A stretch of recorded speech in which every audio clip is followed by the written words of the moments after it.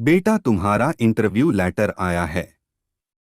माँ ने लिफाफा हाथ में देते हुए कहा। यह मेरा 7वां इंटरव्यू था। मैं जल्दी से तैयार होकर दिए गए नियत समय 9 बजे पहुंच गया। एक घर में ही बनाए गए ऑफिस का गेट खुला ही पड़ा था। मैंने बंद किया, भीतर गया। सामने बने कमरे में जाने से पहले ही मुझे माँ की कही बात याद आ गई। बेटा, भीतर आने से पहले पाँव झाड़ लिया करो। फुट मैट थोड़ा आगे खिसका हुआ था। मैंने सही जगह पर रखा, पाँव पोंछे और भीतर गया। एक रिसेप्शनिस्ट बैठी हुई थी। अपना इंटरव्यू लेटर उसे दिखाया तो उसने सामने सोफे पर बैठकर इंतजार करने के लिए कहा।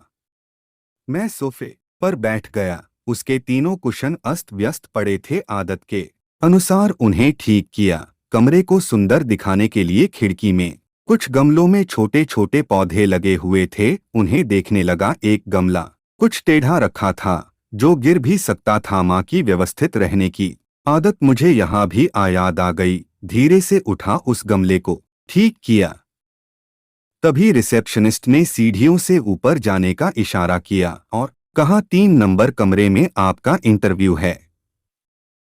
मैं सीढ़ियां चढ़ने लगा। देखा दिन में भी दोनों लाइट जल रही है। ऊपर चढ़कर मैंने दोनों लाइट को बंद कर दिया। 3 नंबर कमरे में गया।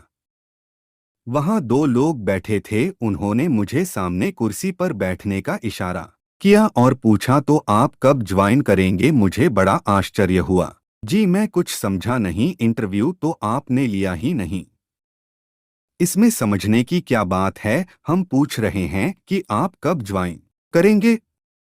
वह तो आप जब कहेंगे मैं ज्वाइन कर लूंगा, लेकिन आपने मेरा इंटरव्यू कब लिया? वे दोनों सज्जन हंसने लगे।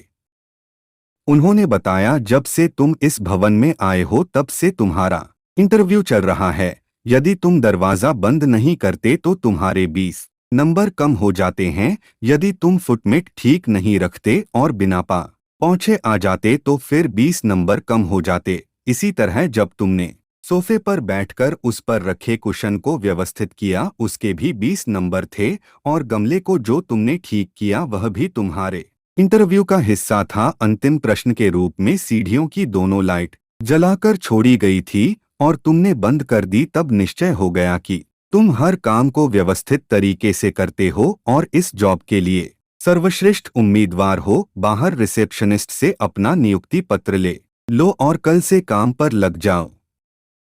मुझे रह रहकर माँ और बाबूजी की यह छोटी छोटी सीखें, जो उस समय बहुत बुरी लगती थी, याद आ रही थी। मैं जल्दी से घर गया। माँ के और बाबूजी के पाँव छुए और अपने इस अनूठे इंटरव्यू का पूरा विवरण सुनाया। इसीलिए कहते हैं कि व्यक्ति की प्रथम पाठशाला घर और प्रथम गुरु माता पिता ही है। वीडियो अच्छा लगा तो शेयर करें।